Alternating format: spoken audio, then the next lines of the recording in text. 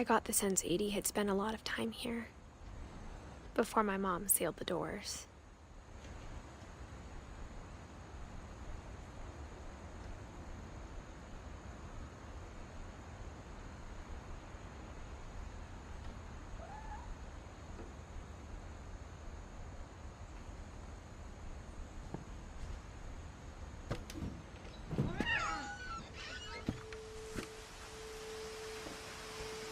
This will be obvious later, but my mom never told me any of these stories. Edie would have, but Mom didn't like bringing up the past. Though, when we adopted a stray kitten, she was the one who named it Molly.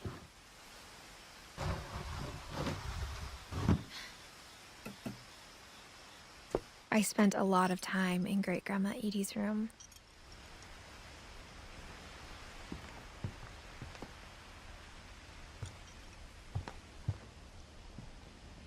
Louis died a week before we left, but Edie had already started to memorialize him. Her room was like a museum. For 500 years, the Finches have been famous throughout Norway for their fortune and misfortune.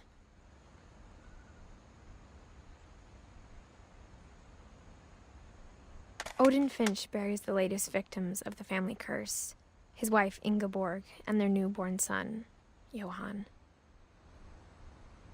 On January 7th, 1937, he set sail with his family and his house, hoping to leave the curse behind.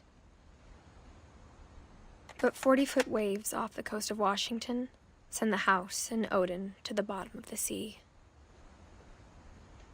Odin's daughter Edie, with husband Sven and baby Molly, step ashore on their new home, Orcas Island. Odin Finch is the first to be buried in the new family cemetery. His daughter Edie is already dreaming of a new Finch house.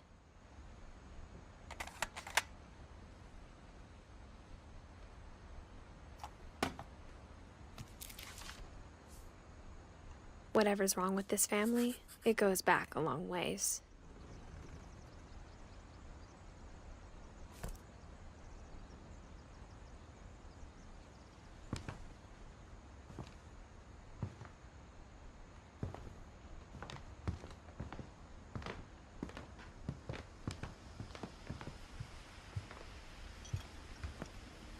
Edie gave a big interview about a mole man living under the Finch house.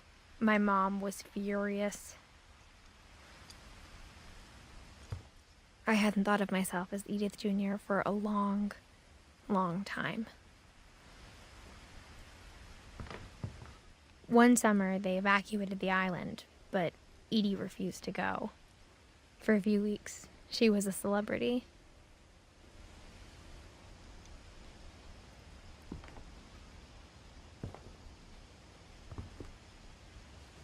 When Edie told people Sven was killed by a dragon, she could also have said he was building a dragon-shaped slide that collapsed. She could have, but she didn't.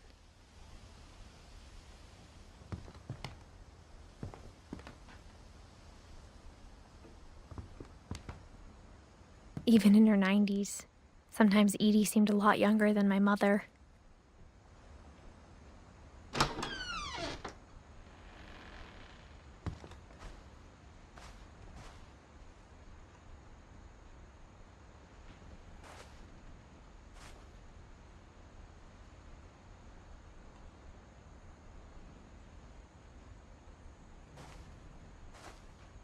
The only trace Grandpa Sam's first wife, Kay, left on the house was the pink bathroom. It was a pretty big trace.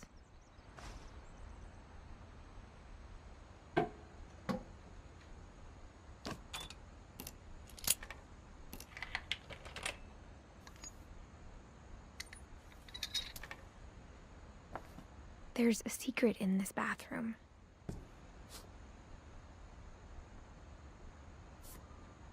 It's in the last place you would look. It isn't in the cupboard.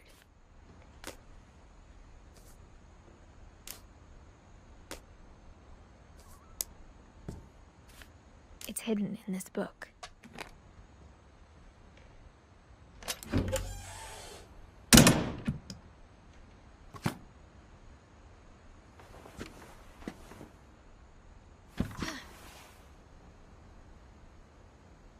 Sven gave Sam an old camera he'd refurbished. He never put it down.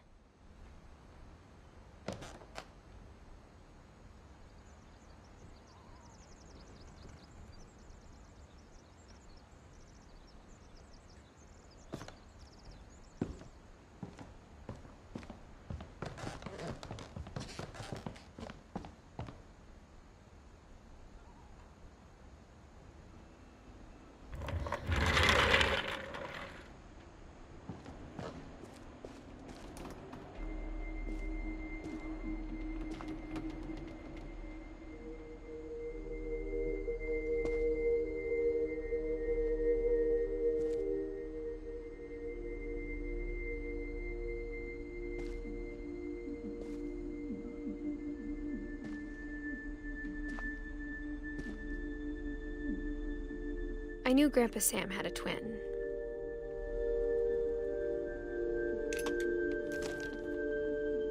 And that he never talked about him.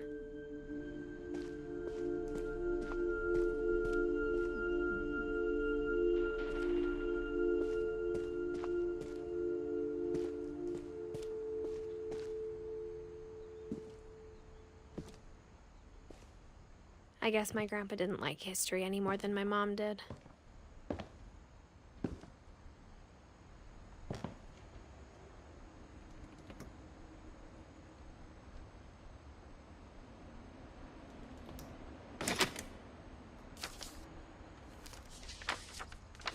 How I Want to Remember My Brother by Sam Finch. The thing I remember is that when he made up his mind, that was it.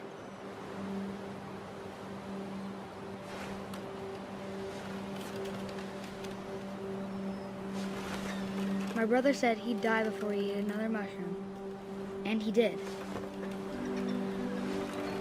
At Barbara's funeral, we swore he'd never be afraid again, and he wasn't.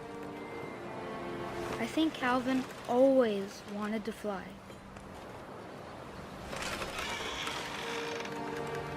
Sam! Calvin! Dinner's ready! Coming! But that day, he finally made up his mind to do it.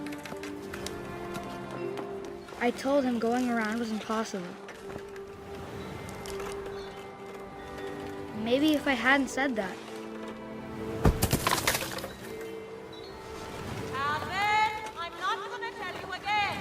maybe if the wind hadn't picked up,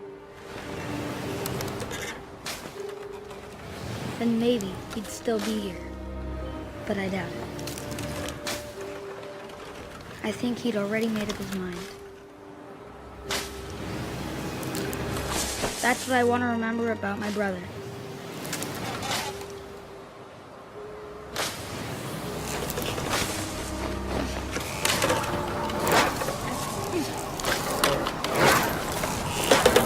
The day he made up his mind to fly. And he did.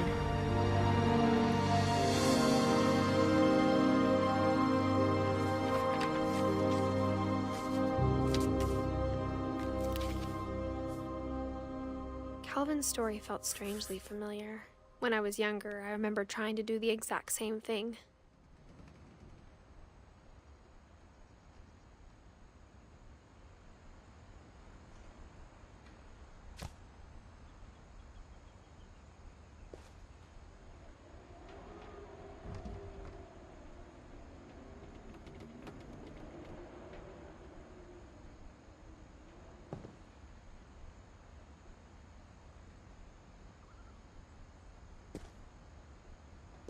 After the funeral, Edie roped off Calvin's half of the room.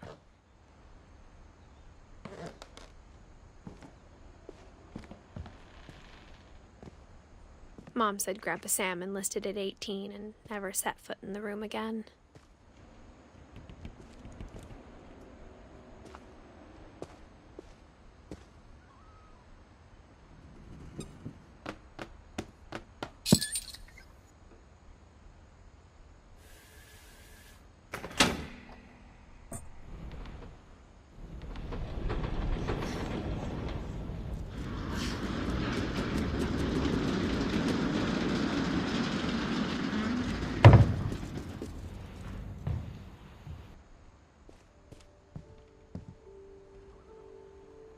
passages were a pretty tight fit.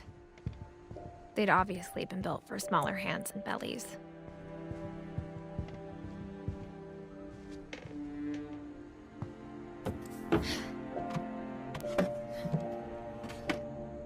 Growing up, I always thought of Barbara as a child star.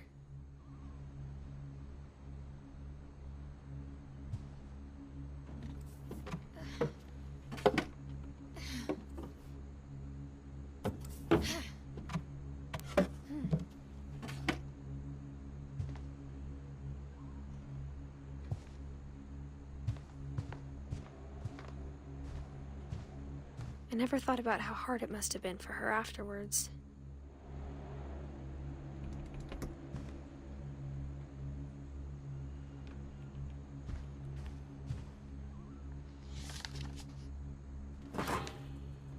Of all the stories people wrote about Barbara's death, I'm surprised Edie saved this one.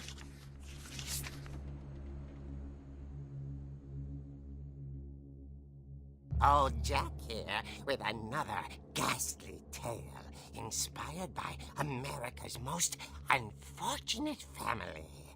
I'm calling it The Surprise Ending of Barbara Finch. As a child star, Barbara was famous for her scream. Now at 16, she was all washed up. A has-been. But in a lucky break, she'd been asked to perform her signature scream at a local convention for monster movie fans. It was just the boost her career needed. Unfortunately, her scream hadn't aged well. Getting better. I think you just need the right motivation. Her biggest fan and current boyfriend, Rick, was about to demonstrate when... Now that was a great scream. It was Barbara's father, Sven. He'd slipped into a table saw and had to be rushed to the emergency room. So Barbara got stuck babysitting her youngest brother, Walter. Her convention comeback was cancelled.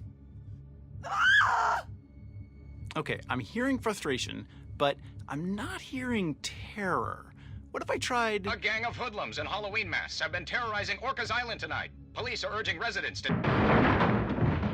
That came from the basement. You're right! Also, I loved your delivery on that. Why is your basement door locked? Because my dad likes making puzzles and secret passages. There's a key hidden in the music box. The secret is to keep winding and winding until finally the key pops out. Thanks, babe. I'll be back in a sec. 20 minutes later, Rick hadn't returned. So Barbara went to look for him, right on cue. She reached for the music box.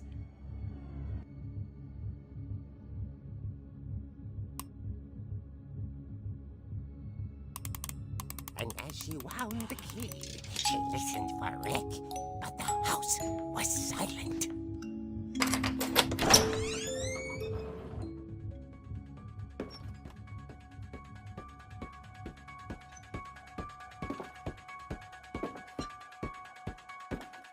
She found Rick's crutch and imagined the worst.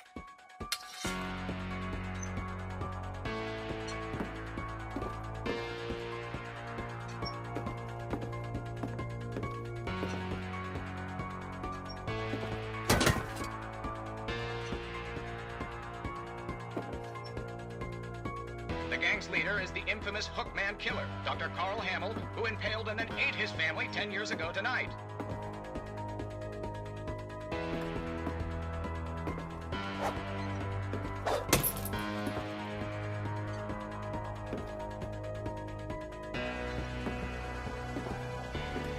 The old fridge rattled and grew still.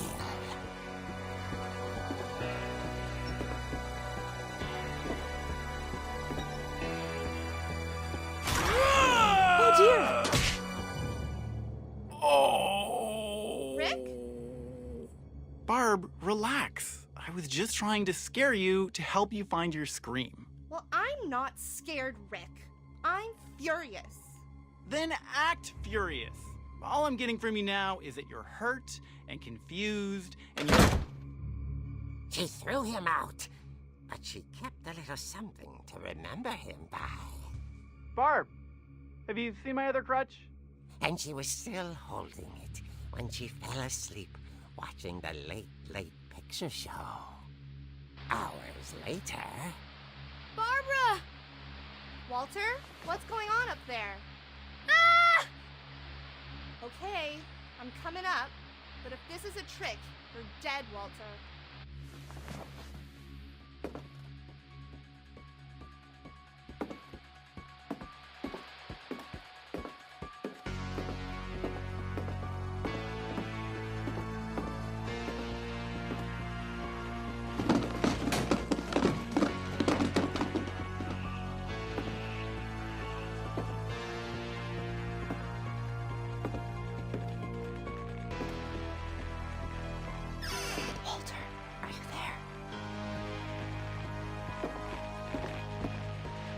Walter had vanished, but his bedside radio was still on. Orcas Island police describe the man as 6 feet tall, with a steel hook for a hand. Residents are urged to lock all doors and windows and notify the police of any suspicious activity. Barbara turned, saw the hook man, and was speechless. He was quite smashing.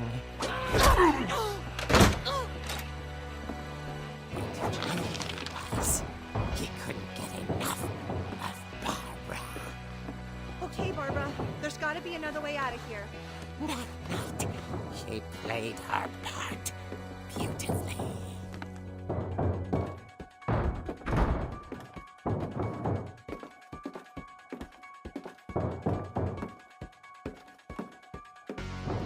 Molly's door hadn't been opened in years. The hinges groaned.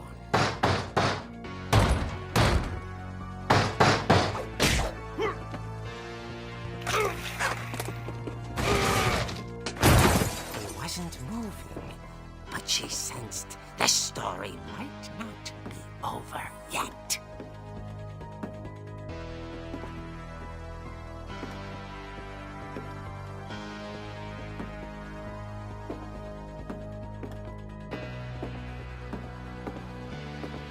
The hookman had vanished.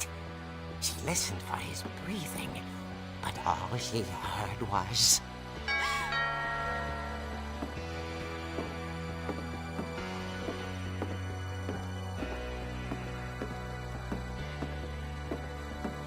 At the door, she heard whispering. It was coming from inside the house.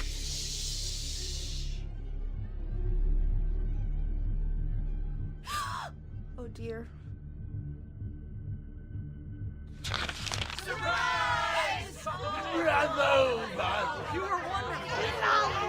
The monsters had come to surprise her.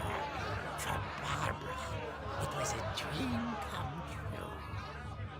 Then she saw what kind of monsters they were, and she realized what was about to happen. She was going to be famous.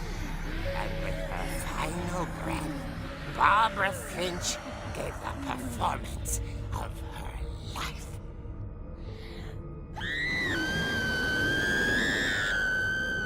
I wasn't there myself, but I hear Barbara was magnificent.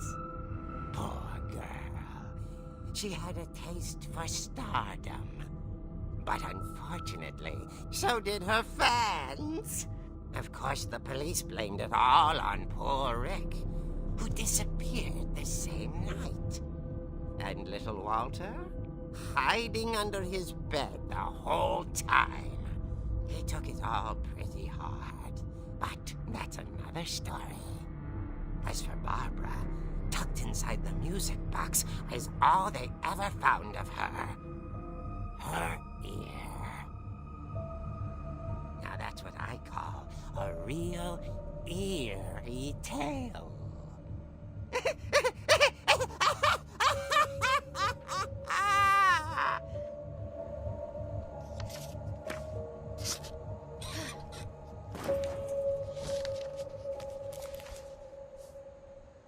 Edie told me all Barbara wanted was to be remembered, as absurd as that comic was. Maybe what Edie saw was a happy ending.